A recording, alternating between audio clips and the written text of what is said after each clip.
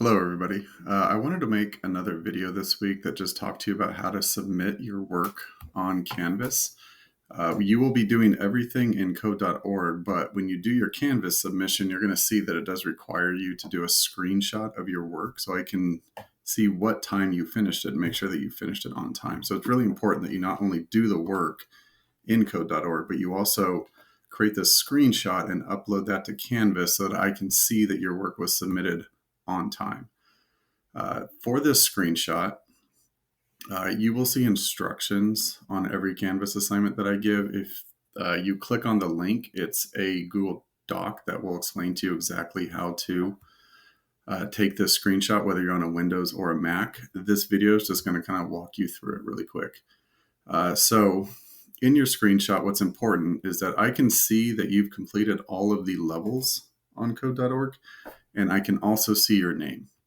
So my suggestion is when you are looking at your work, if you click this little orange arrow, it will show you the different lessons. So you can see lesson 1 on here. You can also see lesson 2. We're going to just pretend like this screenshot is for your lesson 2 submission. So you can see I finished all the levels 1 through 7. I also did my check for understanding. Everything is green and purple. There's 2 ways to do this on a Windows machine. Probably the easiest way is if you hold down the Windows key, and while you're holding that key down, you also press down on the print screen key. You'll see your screen flash really quick. It will take a screenshot of your entire screen. The other way that you could do that is to click down here in the search bar. You are going to type in snip, and you'll see this snipping tool show up as an application that you can open.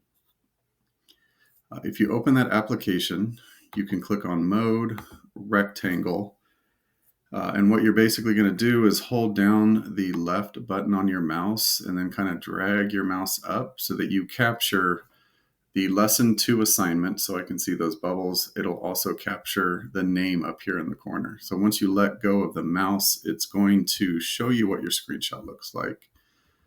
If you're doing this one, you do have to say File, Save As. You can save these wherever you like. I recommend that you put them in the downloads folder. You can call it whatever you want. You're the only one that's going to see this, and then you can save that. If you're on a Mac, which I'm not on right now, but it's super simple. If you just hit Command and Spacebar, or you could open the app through the app dock.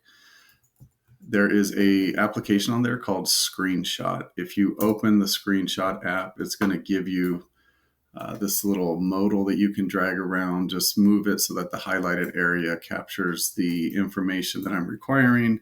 Hit enter on your keyboard, and then it will save it to whatever the default location is for your application on your Mac. So now that you have those files, again, if you're on the Windows machine, I saved my screenshot using the snipping tool in the downloads folder. So I could go to Canvas, upload this file, submit it.